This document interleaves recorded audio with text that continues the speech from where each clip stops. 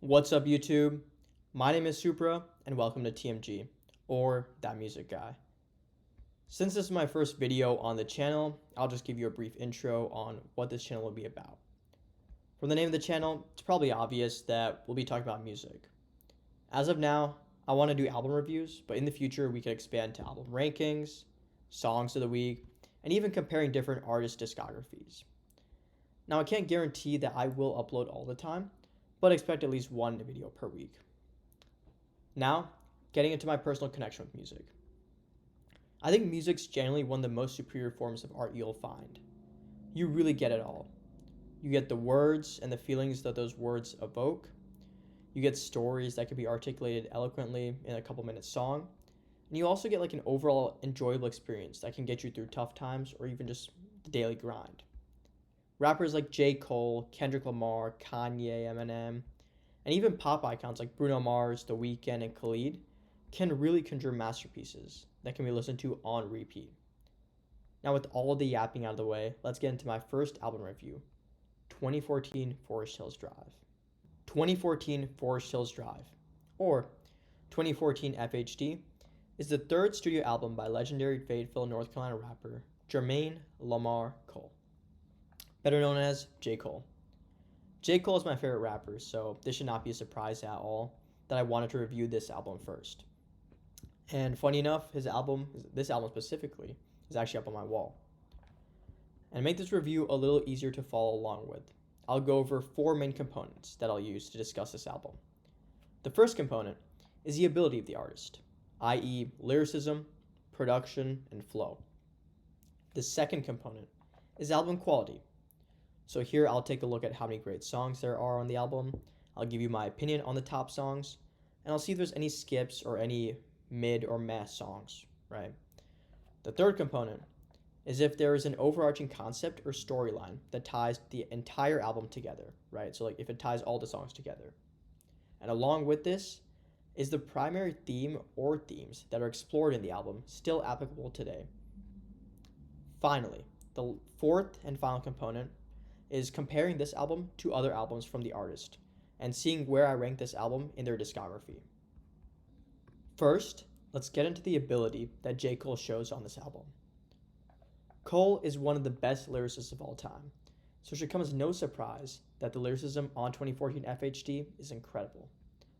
The way that Cole is able to craft stories through his lyricism is top notch, and the bars are obviously there. The flow and production are also great, as Cole actually primarily produced the majority of this album.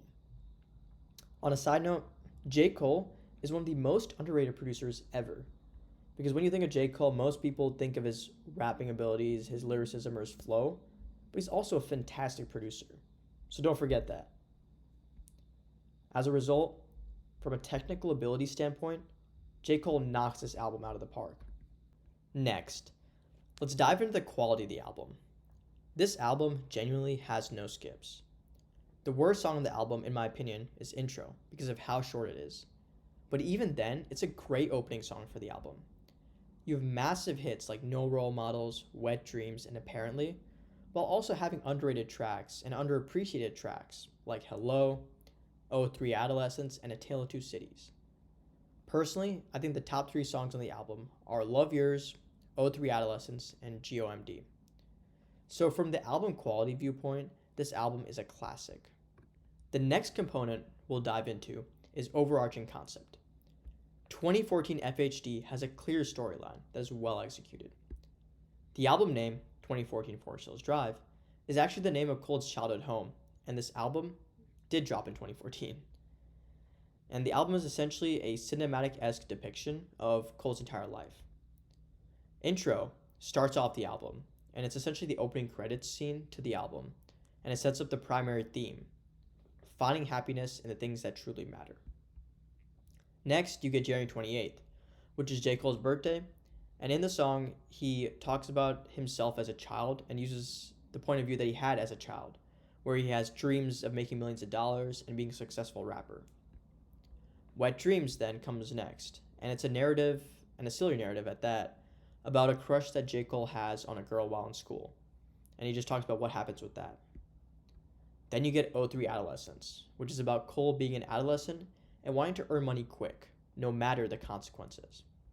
Specifically, Cole has this conversation with a friend of his who's a drug dealer and makes some quick money from it, and Cole wants to do the same thing. His friend essentially helps him realize that his thinking is flawed, and he helps Cole realize that he's about to graduate from high school, go to college on an academic scholarship, and he still wants to throw it all away for some quick cash. A Tale of Two Cities comes next, and it's actually based on a novel by Charles Dickens with the same name. In this song, Cole talks about his city of Fayetteville, North Carolina, from two different perspectives. Both verses are about young men trying to get out of the city and away from all of its negativity through different means. In the first verse, the man is attempting to become a successful rapper by improving his lyricism and writing capabilities. While in the second verse, that same man is resorting to selling drugs, robbing people, and engaging in the same issues that plague the city to try and free himself from the city. And I think this song works really well as a sequel to the end of '03 Adolescence because it essentially shows the two routes that Cole could have went on. Then you get to Fire Squad, which shows Cole on a rise in popularity as a young rapper who realizes that he has to man up and do things he doesn't want to do if he wants to achieve commercial success. Then you get St. Tropez, which is essentially where Cole is on the verge of commercial fame, or as he calls it, quote unquote Hollywood, and is thrilled with the fame and the money that is about to follow. GOMD then touches on Cole actually reaching stardom and finding himself in Hollywood, but he finds that he's actually losing himself with all the fame and the money he's got now.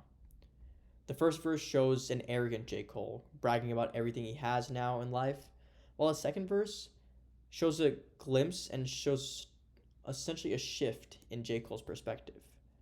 He begins to question whether his fame and all this money and everything is really worth it if he can't even keep love.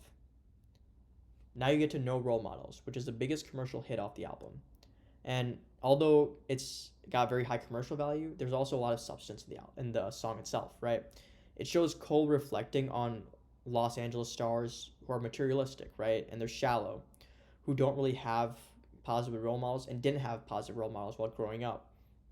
And then Cole then makes this comparison to himself, and he realizes that he also didn't have any positive role models either, which ends up making him kind of like them.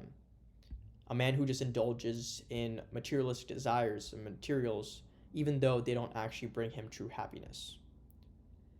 And with his lack of a love life and happiness explained in previous songs, Hello comes in next. And in Hello, Cole essentially tries to reconnect with an ex-girlfriend to see if they could potentially just rekindle their love and get back together.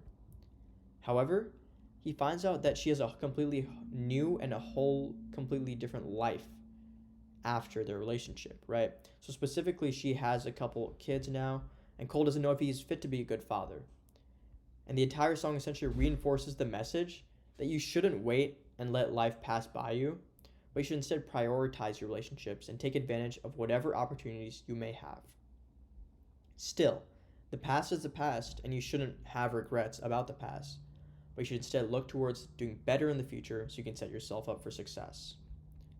Apparently, is where Cole realizes the flaws in his way of living after achieving fame, and he apologizes to his mom and his girlfriend for how he treated them in the past.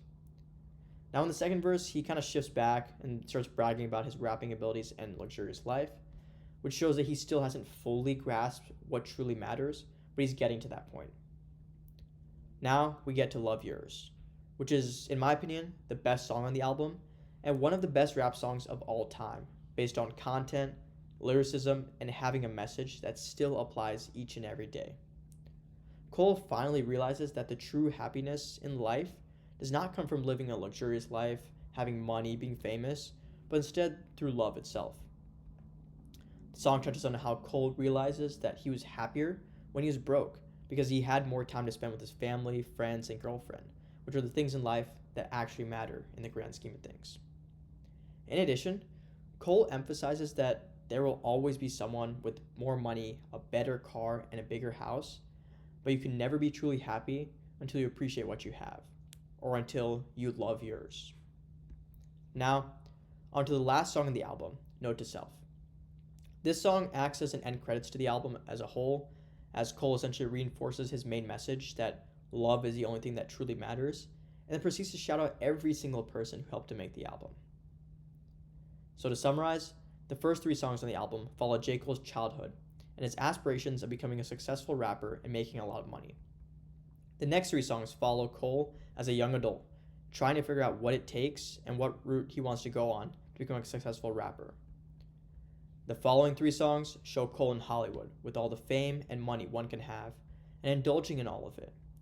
And then the next 2 songs show Cole beginning to realize that there's maybe more to life than just the luxuries he has.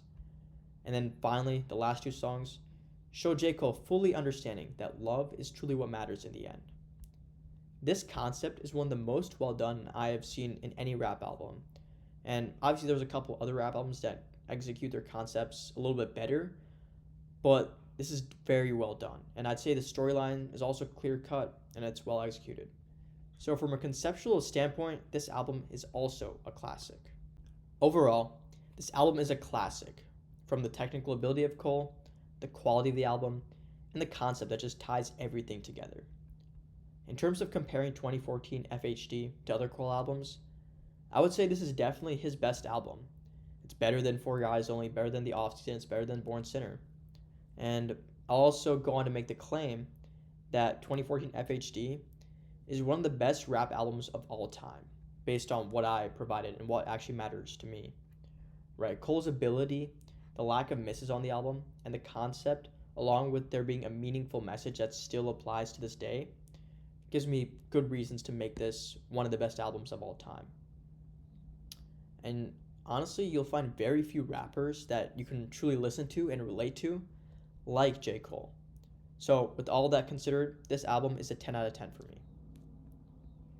Thanks for watching my first video on the channel, and like, comment, and subscribe if you, like me, love music.